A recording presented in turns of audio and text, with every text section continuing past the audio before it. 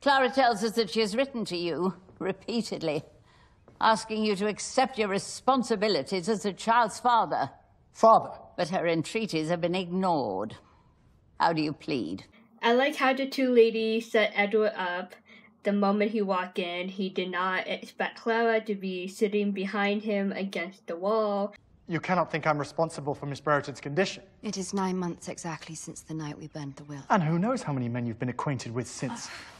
Edward. But you can see the initial reaction. Edward doesn't want to be responsible for any child.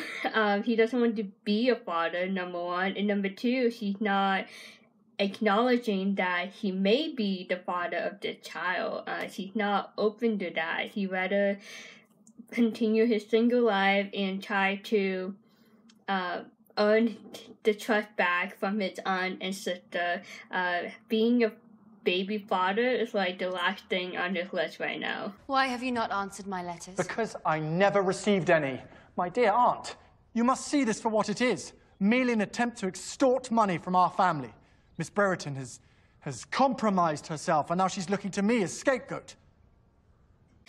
Edward moved around a lot, being in the army, right? So that could be true. Like, he never received any letters. I mean, it could have get lost. For a moment, you had almost convinced me that you had become a man of honor. But now it seems that for once, Clara is telling the truth. Aunt. Oh, get out of my sight.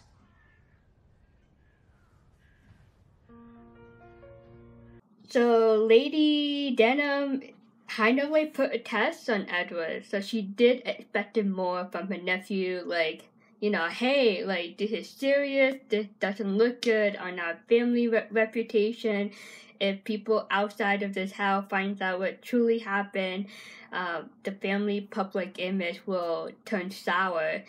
Edward, he doesn't want to talk it out, sort it out with Clara and be like, hey, okay, maybe I should take responsibility of becoming a father to this child, even though, you know, it might not be his or not. But Clara is very convincing at the moment, and Lady Denham is siding with Clara. And that's kind of like a slap in the face for Edward, and he trying to convince his aunt, like, you should pick your nephew over Clara, but she's not.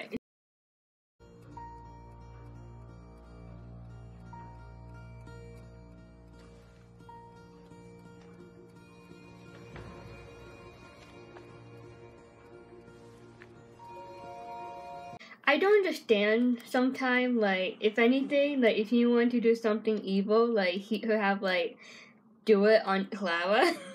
But why do you want to, he doing something bad to Esther?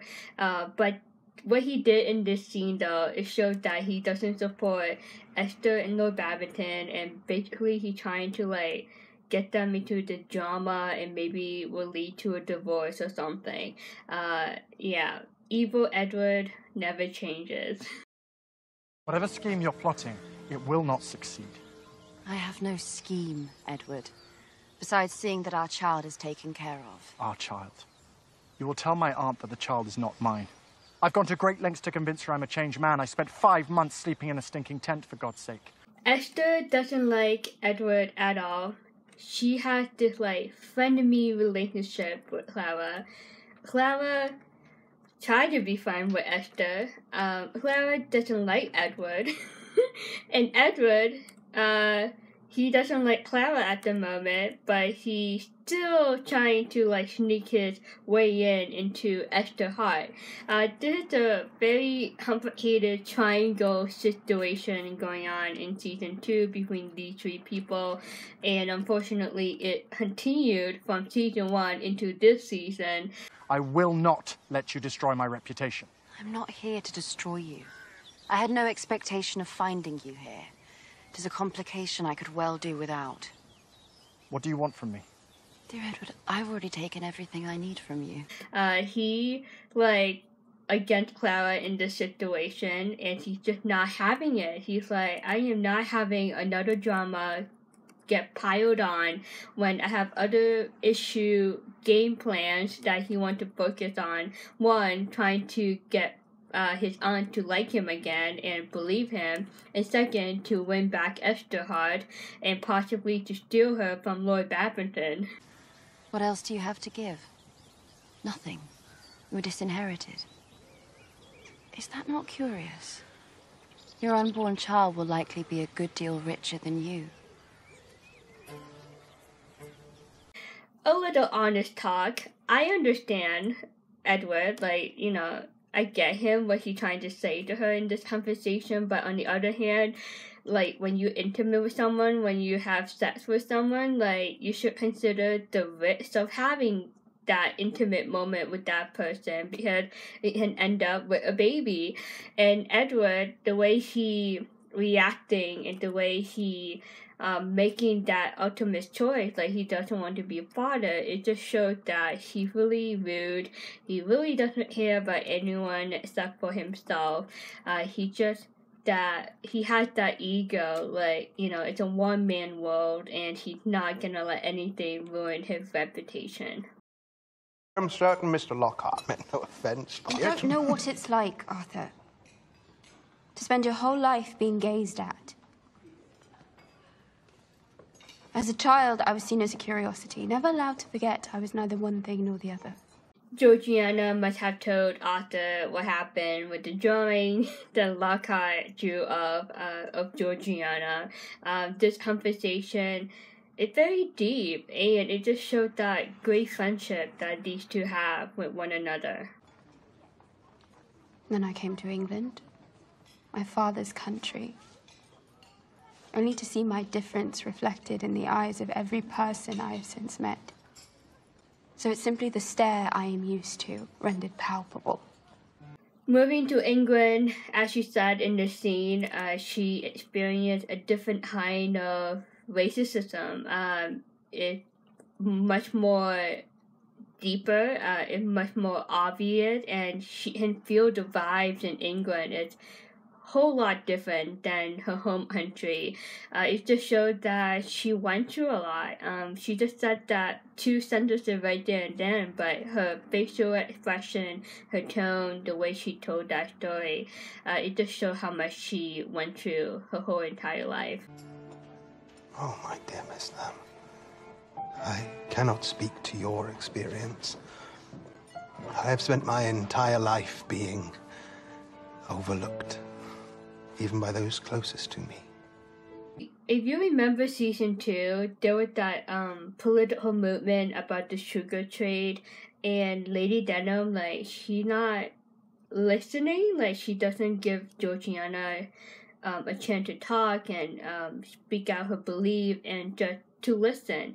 Arthur, on the other hand, even though there's a different topic, it's just compassion that he shows to her, and he's like, I don't understand what you're going through, but, you know, like, I feel for you. And then he tells her a story from his experience, even though it's not as intense what she went through. But yet, when I saw his drawing of me, I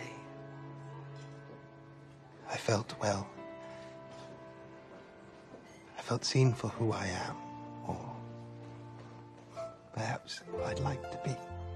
Arthur has an eye-opening experience after Lockhart drew him a picture of Arthur himself.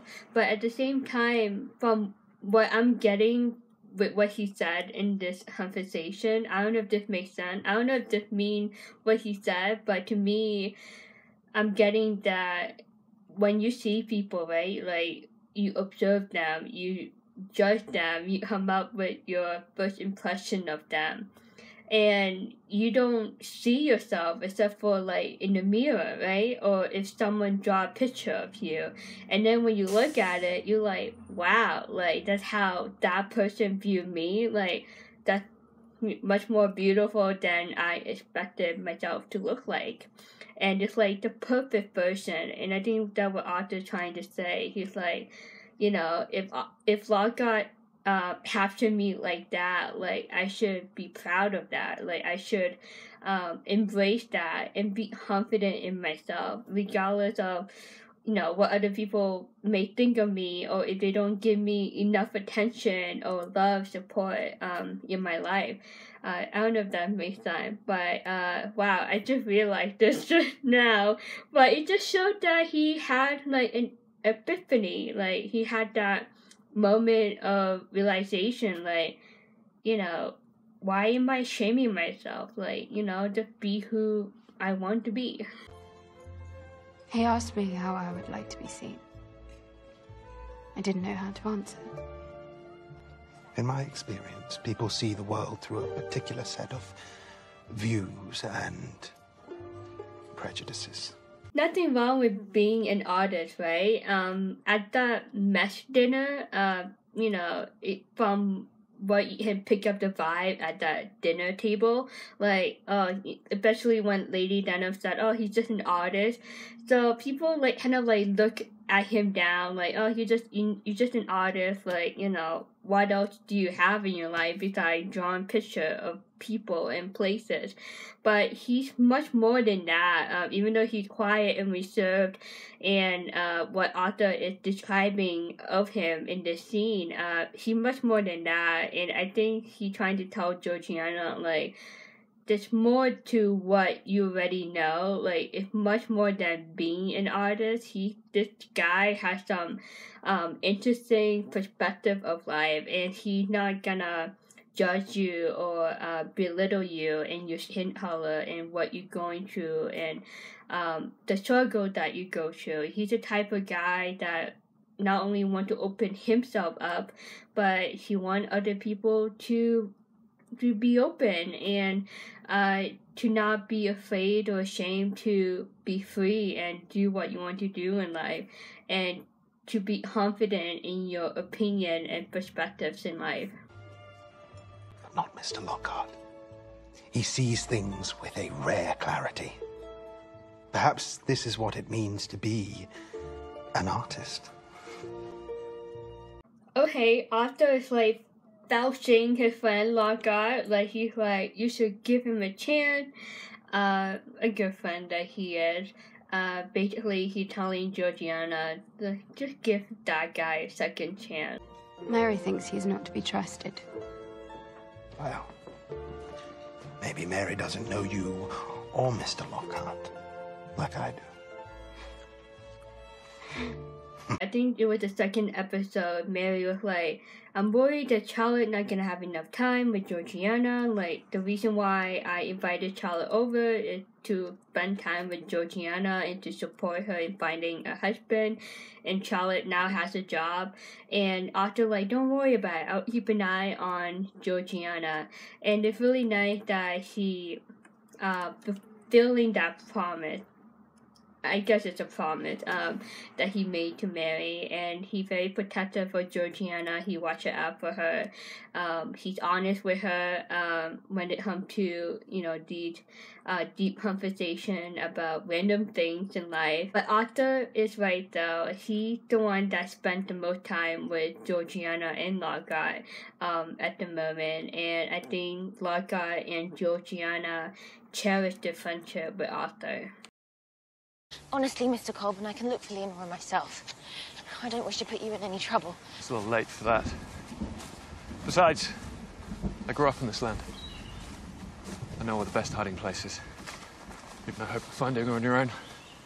Charlotte's like frantic, like worrying, like, oh my goodness, my boss gonna get mad at me, like I lost Leonora, I don't know where she went. But the look on his face, he's enjoying this walk with Charlotte, and he's just very easygoing at the moment, and he's taking the time out of his work to find his daughter, to help Charlotte find her daughter. Miss Haywood. Captain Fraser! Seems there is no escaping you. What brings you to this spot? I'm gathering flowers to make a crown for the fair. It's very interesting. We will talk about what I mean in a minute or two.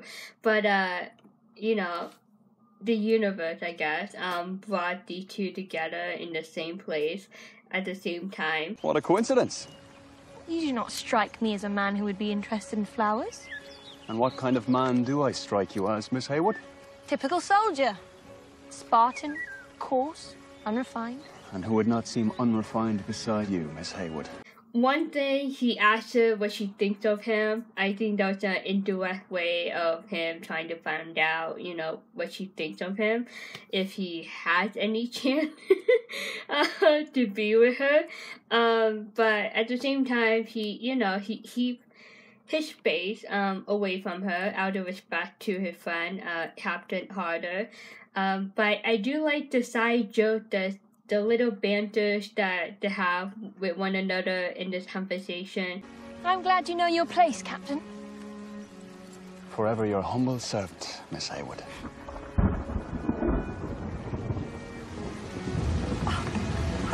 This way, Miss Heywood.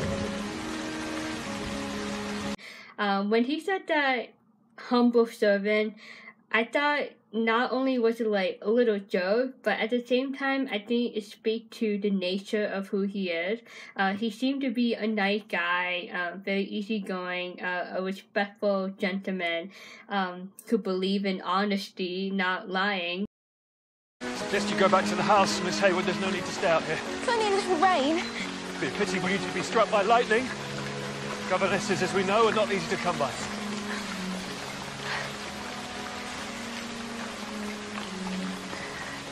This is the part where I want to say this. Okay, Allison, Fraser, Mr. Heybourne, in Charlotte. I mean, in the rain. I mean, this must be like a foreshadow sign from the writers of what to come later on this season. It reminded me of the Notebook movie. Anyway, I like how Mr. Heybourne said, you know, you don't want to get struck by lightning because, you know, we will lose you and we have to start all over again with the hiring process of getting another governess. That's, you know, a little joke right there. Mr. Colburn?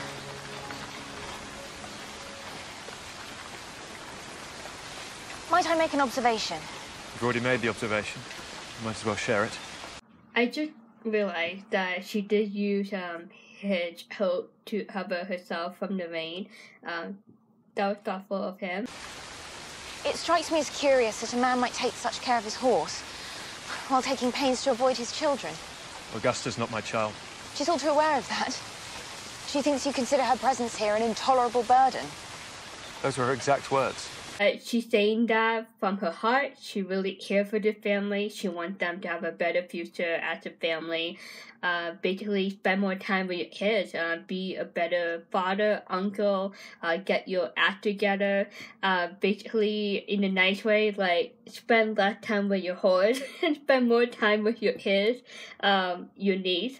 So it's a wake-up call, and she said that with a lot of love. And Mr. Colburn, at first, he's like, you know, Augusta, I mean, she's just my niece, she's not my daughter, but an uncle, that's like, you know, that's close enough to being a father figure to her, you know. She had no one to look up to. And when she said, you know, that Augusta felt like her uncle hates her, I think that there's something inside of him.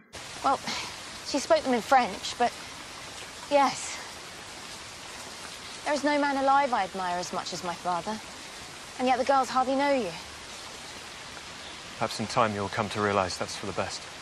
Okay, so does he not want to get close to them where, you know, they get their heart broken once again? It's just a very fragile situation. But at the same time, like, it's now or never, you know? If you're not gonna invest in your child's life right now, you know, what you sow, you're gonna reap down the road. So it's best to focus on them and nurture them and bring them in the ways of life and prepare them for society. Leonora, you were discovered. I shall leave her in your hands. Try not to lose her again. Random question. I wonder if Leonora overheard the conversation because they were not that far away. Random thought. But you can see that unique bond that Charlotte is starting to have with Leonora. Leonora is starting to like Charlotte. Leonora is something else, but you can see that Mr. Heybourne, he's like trying not to, lose her again. So basically, like FYI, like I don't want to walk around trying to find her hiding spot once again. We're soaking wet. How observant you are, Miss Haywood. It is a rare gift. If only wars were won on wit alone, Captain Fraser. May I ask who you are gathering flowers for? How can you not like these two together? I would definitely shipping for Fraser and Allison, of course. And I think like this new friendship between them, I think it's like one of the top 3 best things to ever happen in season 2. If you must know, they are for Colonel Lennox. Well, I'm sure he will be quite swept off his feet. Tell my brave Captain Carter I will write to him. Aye. He will be glad to hear it. I don't know how he has that much patience and grace for Allison and Carter. It's hard. I mean, he's like really into Allison too, but he doesn't want to get into that drama with Carter. And there's still no word on what Sydney was doing in Antigua. Tom and I have both made inquiries, but no one can shed any light except that it concerned my interests. I cannot understand it. The plantation was sold on my father's death, and I own nothing besides my inheritance. No one really knows still why he was there, and Charlotte was checking in on that. And your family? My father was all the family I had. What of your mother, Georgiana? She died, giving me life. Okay, so we got to hear more about her father than her mother in season 1, and now we know that I remember. Now we find out that Georgiana's mom died during childbirth. All I know is from my father's account. She was a woman of beauty and grace, and he loved her. This is all I have of her. You can see that losing a mom, early on, like since you were born, that's tough because that can bring some mental battle, like in your mind, like, oh my goodness, like should I, deserve to live? Like, I wish my mom didn't die, So that pain, was it my fault that I was born and my mom died? So she went through a lot, and having no mom growing up, I mean, that's even worse. And you only have a dad that was from England, and, looking at your kid that, doesn't look that English, that white, people are gonna, start making assumptions like, okay, why this guy had this, dark color little girl, especially when they moved to England. So it just showed that she went through a lot, and finding love, finding a husband. I think, one reason why she doesn't want to marry anyone is that trigger, that emotional trigger, that childhood experience that she had, growing up with no mom and just having a dad, and witnessing the prejudice that she saw in England as she grew up to be a young lady that she is now. She doesn't know if her future husband will respect her like her dad did. That's the other thing, like not only respect Georgiana as a wife, but also to love her. And I think one of the things she desired in the marriage is the love that her father had with her mom. And she doesn't want her future husband to take advantage of her. He not only, respect her but love her dearly, not because of her money or her father's reputation, and also a man that will embrace her skin color and that he won't have a problem with that.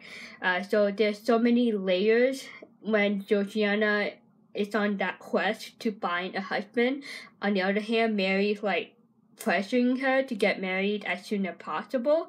But there's so many layers that Georgiana had to go through. And she's like, you know, this is a huge commitment. It's a huge deal. Like, you know, I should have control to who I want to be with. They're from Colonel Lennox. He requested my company at the fair tomorrow. Well, your attempts to deter him have clearly been a resounding failure. Okay, so this is the last scene for now, and we'll pick up in the next video. There will be 2 more parts after this, so it's only 4 parts for episode 3 of season 2.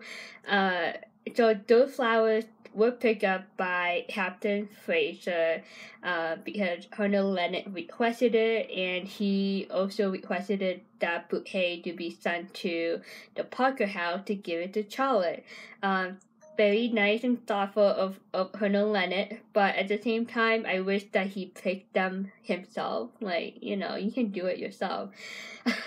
Anyway, but Allison already knew that, you know, those flowers were picked up by Fraser, and that Colonel Lennox told Fraser to pick some up.